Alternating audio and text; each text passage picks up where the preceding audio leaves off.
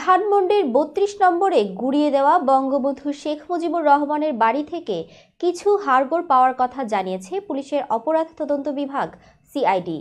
সোমবার সকাল ৮টার দিকে ধানমন্ডি থানা পুলিশের উপস্থিতিতে সিআইডির ক্রাইম সিন ইউনিট এসে আলামত সংগ্রহের কাজ শুরু করে। ধানমন্ডি থানার ওসি আলী আহমেদ মাসুদ বলেন, ৩২ নম্বরে কিছু হাড়গোড় পাওয়া গেছে, তবে সেগুলো মানুষের নাকি অন্য কোনো প্রাণীর সেটি নিশ্চিত হওয়া যায়নি। আলামত সংগ্রহ শেষে সোয়া ১০টার দিকে সিআইডির টিম চলে গেছে বলে জানান ওসি মাসুদ।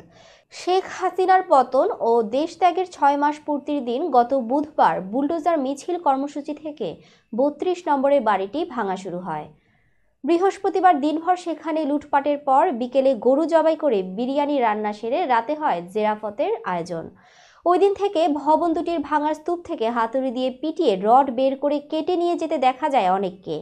কেউ কেউ ভবনের দাঁড়িয়ে থাকা অংশে রোডের খোঁজে হাতুড়ি চালিয়েছেন, আবার কেউ ফাঁকা অংশের মাটি খুঁড়ে বের করে নিয়েছেন বৈদ্যুতিক তার।